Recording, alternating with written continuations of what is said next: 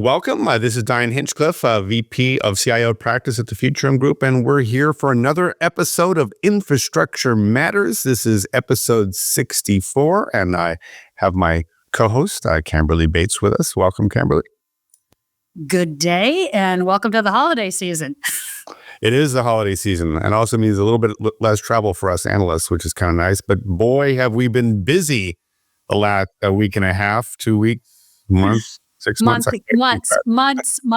Months. In fact, Keith is not here because, well, he took some time off. He needed to take some time off. So there we go. I'll miss his cowboy hat. I'm sure others will too as well. So let's dive right in. There was a tremendous amount of news out of Las Vegas last week with the biggest show that caps off the end of the year. So that was Amazon's, AWS's reInvent.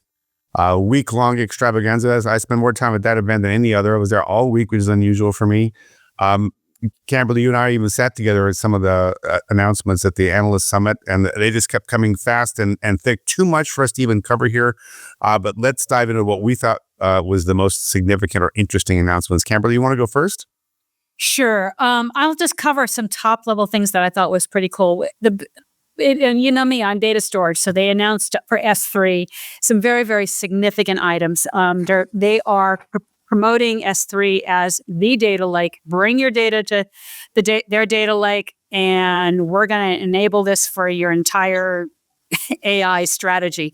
Now, that is to say, you still may need Lustre to power through your GPUs, but the S3 is the source for data.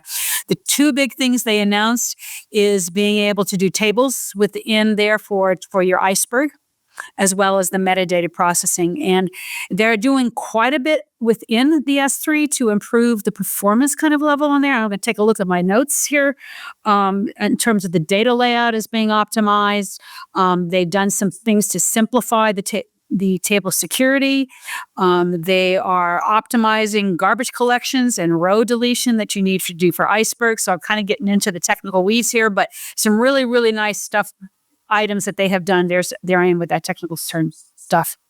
The second piece of that was the S3 metadata that's going to be part of the Iceberg table. So there's an entire sessions on that. So if you can go up and take a look at it, either at reInvent or we're probably going to be publishing on it a little bit more in terms of depth with our research on there. Well, I really liked the metadata announcement because S3 was the number 2 service they ever released, and they shared some of the usage data about how much people actually store in there, and people are cramming the kitchen sink into S3, and then with metadata, it actually tells you what you have.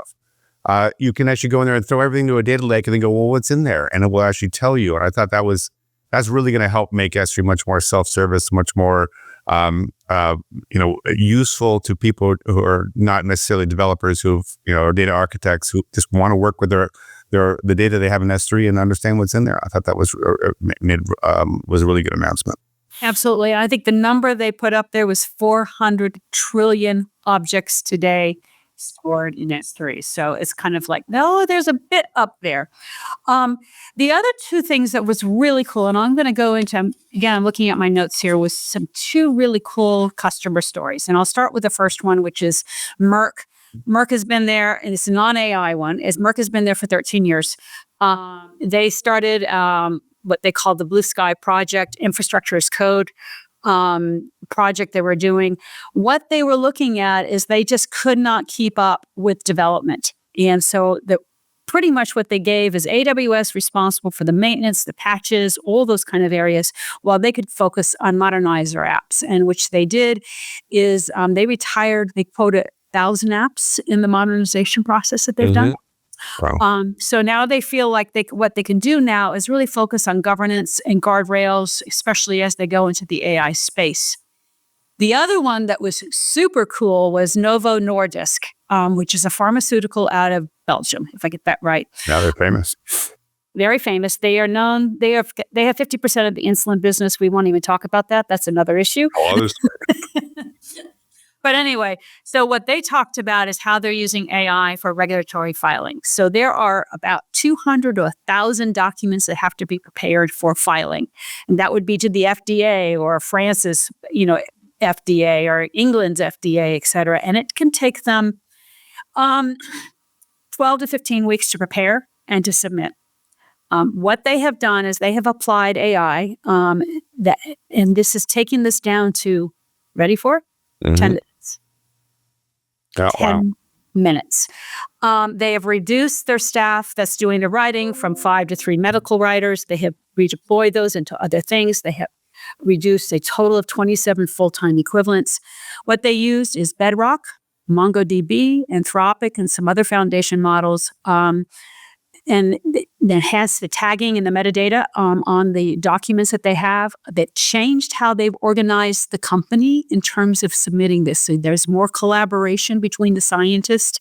I guess they're doing the clinical trials and the people that are doing the submissions. So it's a real big, change. I mean, what they've looked at is they've moved from being content writers to tech experts on the content. Great case study about what AI can do. So when people ask me, is this stuff real? That to me is a real fabulous story. Well, we're starting to really see the first real concrete stories about AI transformation that's been successful. And I think, I agree with you. That's one of the top ones. And it was interesting how Amazon's really come from being on the back foot with AI. They were trying to play catch up, and they were, late with Bedrock, arguably compared to their hyperscaler competitors. But they've been working very hard, and that was on evidence at reInvent last week. And they've also announced their own set of models, the new Nova models of various different sizes, and they're really focusing on trying to create cost-effective models that provide highly accurate, grounded answers. And this is what a lot of folks are, working on. And from a CIO perspective, which is really my primary focus, the announcements that really caught my eye was Amazon Q Index. Now, Amazon Q is not a household name, but it's their enterprise AI. It's kind of their version of Chat GPT, except that it's taught with your enterprise knowledge. And so Q Index is a way of creating access through a natural language interface to all your enterprise data. And they came out of the gate with 40 different connectors to all your top enterprise systems, whether that's ERP or CRM or whatever. And you now have this single place. You can use Amazon Q to go and safely access all your corporate knowledge across all these major systems. And more connectors are coming in, and it'll take years for them to fully realize that vision. But Q Index is how, if you are an Amazon customer, and AWS is still the top dog in cloud, how you can bring all your data together into one place and start using it, start delivering that to customers. So I thought that was one of the most important announcements from an enterprise AI perspective, how you're really going to deliver AI infrastructure across all your silos.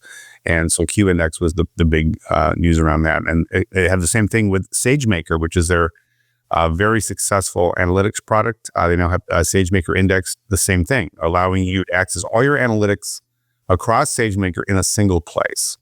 And so this is now they're starting to show their hand on a more comprehensive enterprise class vision, not just point AI solutions, but actually starting to think about enterprise AI across all of your IT systems.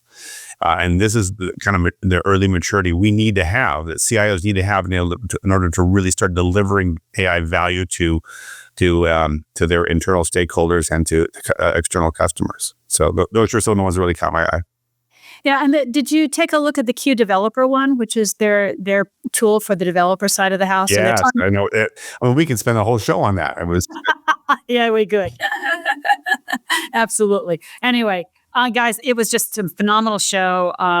So much in there. It was overwhelming. My poor brain was hurting. Yeah, no, I think that they've now, you can safe to say, well, the things like Bedrock guardrails, where they're really going to say you can run all your different models that you have, everything that's been certified to work with Bedrock. It can put guardrails on it to make sure that it's all safe and follows the same AI policy. And when it goes out of out of permissions or out of policy, you'll catch it, and you can do that consistently across all your models. This is exciting stuff from an AI perspective for those who have to make it work, actually deliver it, right? So I was really thrilled to see all that. But that was reInvent. I have a super thread on X that you can see that has every single announcement that I was able to track. I'm sure I missed a few, but And we also have the Future Room has full coverage coming out starting this week and next week on reInvent. So please catch it at thefutureroomgroup.com. We also Camberley, what's up next? You were talking about the American Society for AI. Tell us a little bit about that. Yeah, American Society for AI. They're a fairly new organization. They've been around for a little bit over a year and a half, 2 years. It is a by invitation kind of a think tank group. There's 125 members that come from all over. I mean, we're talking tech people. We're talking state, local, federal government. I think we have 3 House of Representatives on there. Military. We have in this session here, we had one of the lieutenant generals that was there that had been involved with AI. We have professors from MIT, Oxford, George Washington, Stanford, you name it. They're all there. Yeah, we've got legal cross section of who's who, which is what you need if you're going to have any kind of real right. Society. And artists. And sociologists. Wow. Nice. So, I mean, really, really some amazing folks that bring and, just super smart people. I'm like the dumbest person in the room. I just was like, and also VCs were there. So I'm sure that's not true. But as from a think tank group, it was great. And one of the things that we do is debate topics. So we did 5-minute debate questions and that kind of stuff. And we had a couple of things. And what I want to touch on is when you bring this very diverse group together, what are the things that they felt like were the big issues? And where are those going? One of them, open source of LLMs. Should we or should we not? And, it went on both sides of it, arguing it, where it's going. Another, who owns the data that's in those LLMs? Who owns the data that comes out of the LLMs? And this is especially true for when we started talking about the artists and copyrights, those kind of things. My content goes into an LLM. I want fair compensation. I think that's only reasonable. Yep. And then there's other people that talk about differently. Another thing is the accountability for the actions of the agent or the agent assistant. Where's the liability? That was a lively discussion with the lawyers in the room and us in the room and where this goes and that kind of stuff. And, basically right now we're using negligence principles. Have you been negligent with what you're doing? But what happens when we let these things go and start making the decisions? And we came back and started talking about Waymo. We started talking about auto driving, where we have no tolerance for an accident, where you and I have probably had maybe an accident. I know I have. And there's how that plays out. Another one was something called hybrid AI. And I know you're going to talk about quantum here in a bit, but talking about how, what we do have now, transformers, symbolic type of technologies, mixing that with your rule-based technology and mixing it with quantum. And how we're going to probably see these things come together to address some of the stickier problems. And one of the problems we talked about was logistics. And a gentleman got up and talked about how they're using hybrid.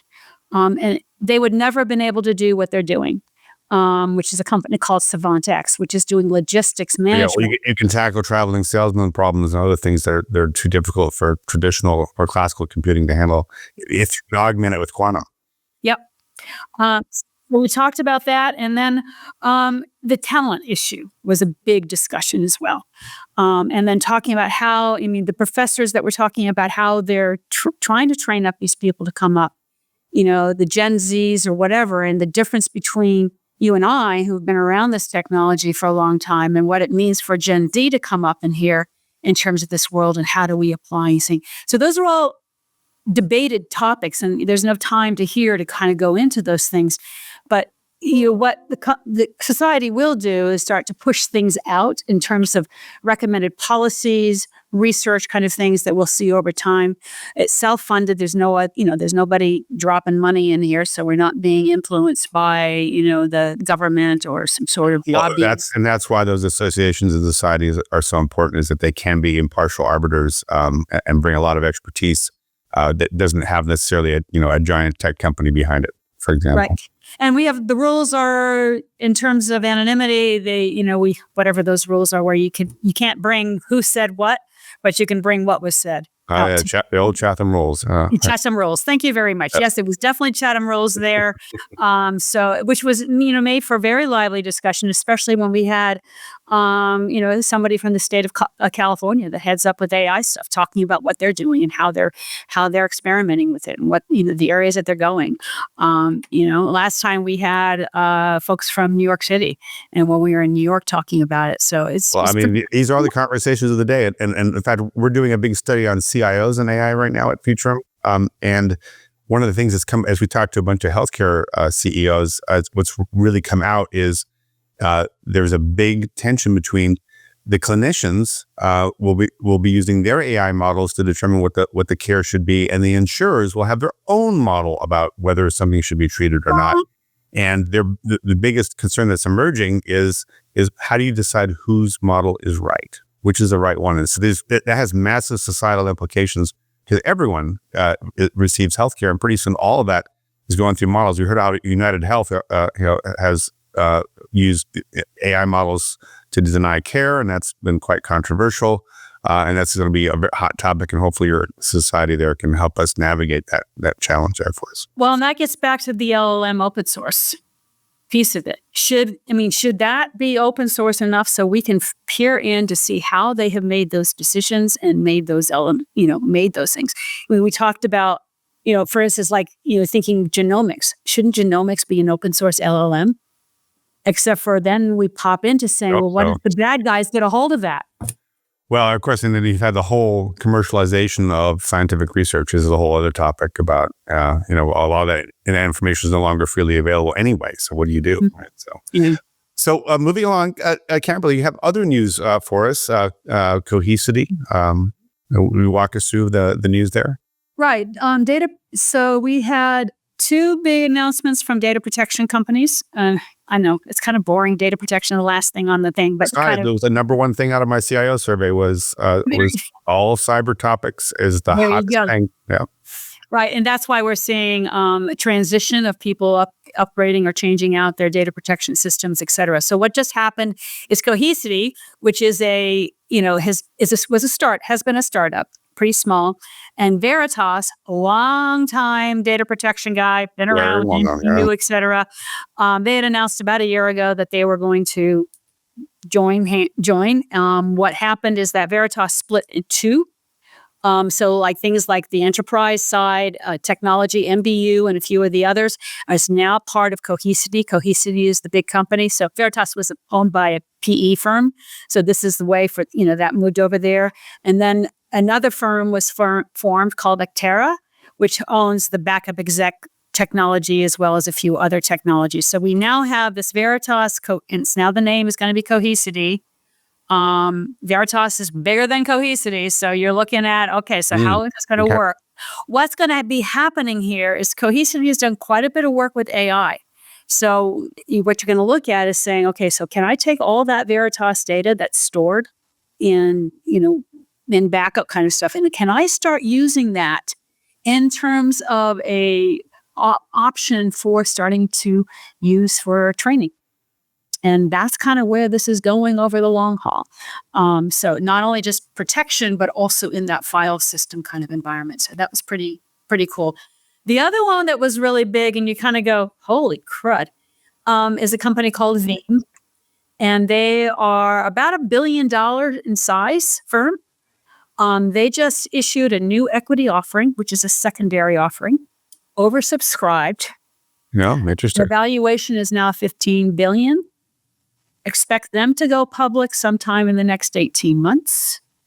But they have made some huge bets on where we're going with things like protecting 365, Salesforce, and some of the other as-a-service kind of software offerings. And that's where we kind of expect them to explode in the business that they do. So kind of wow.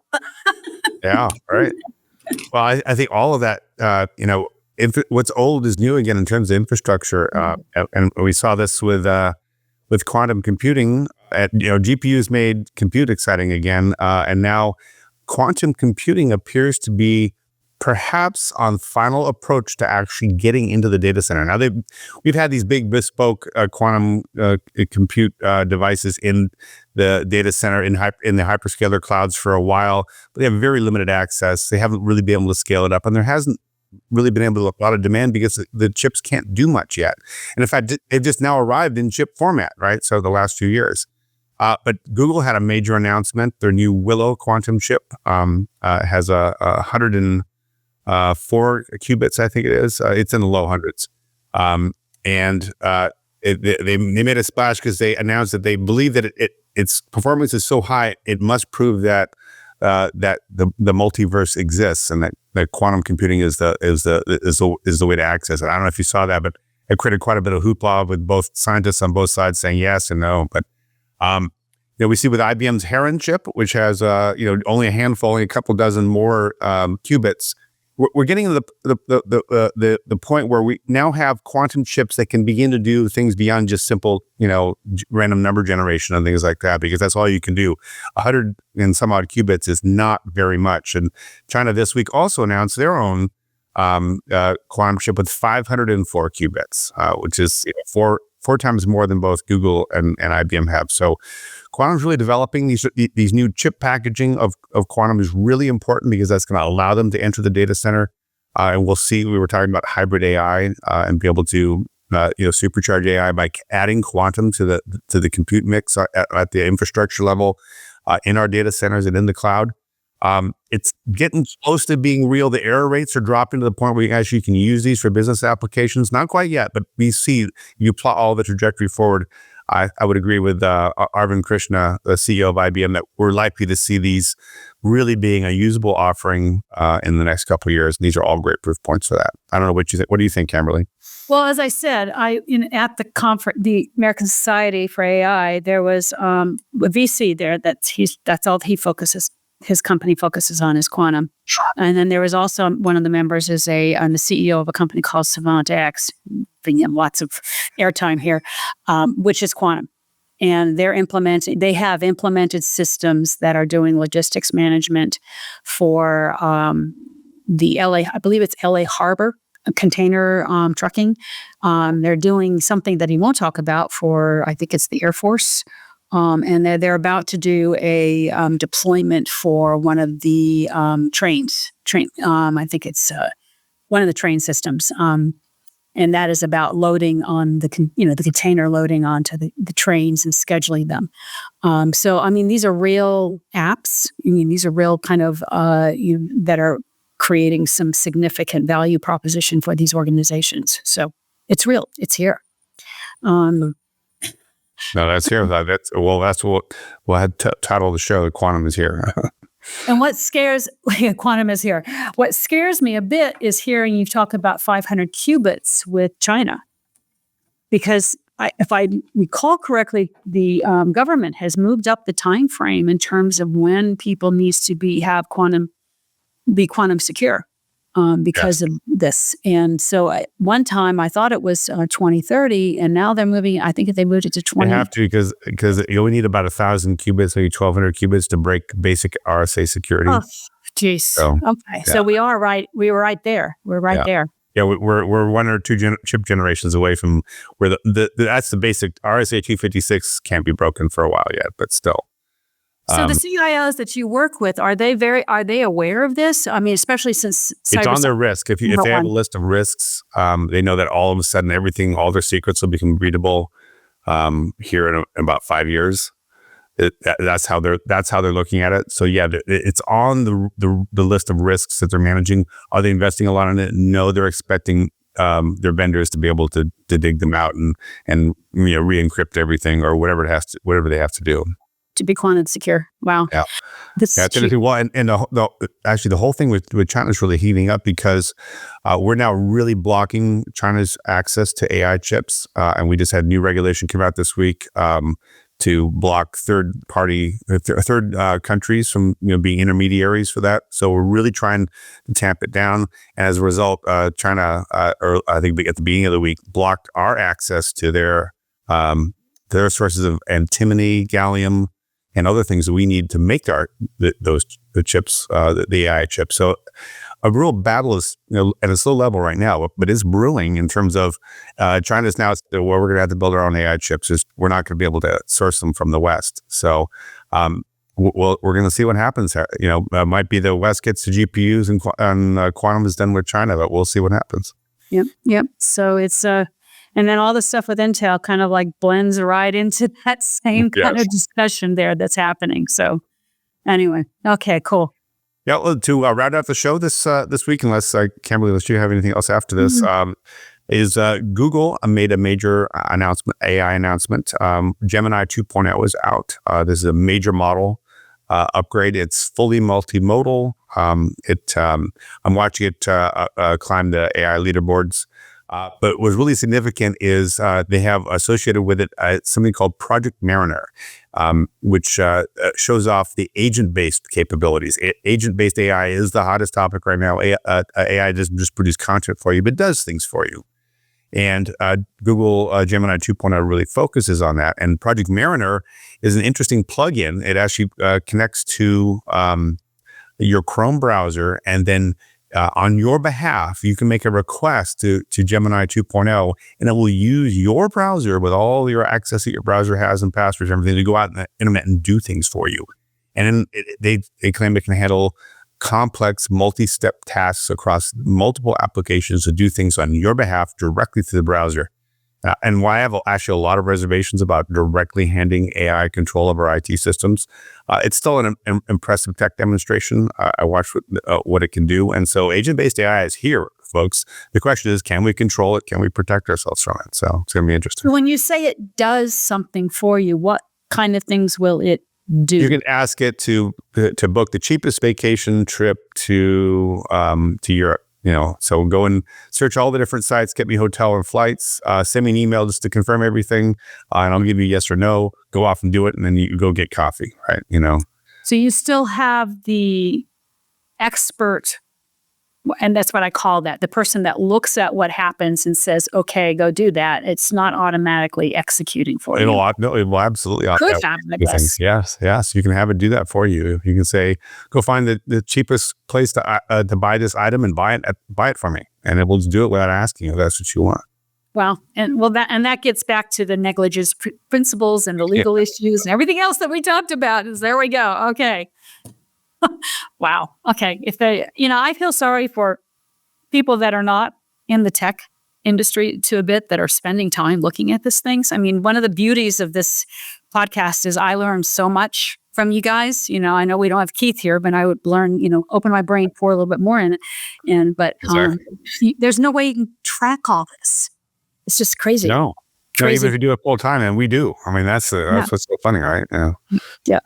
Well. Anyway, it was an amazing week in infrastructure, and we hope that you'll join us for our next episode. Camberley, when is our next episode?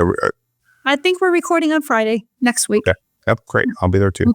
Okay. All right. Well, thanks for stopping by, everyone. Have a great week. Thank you. Bye.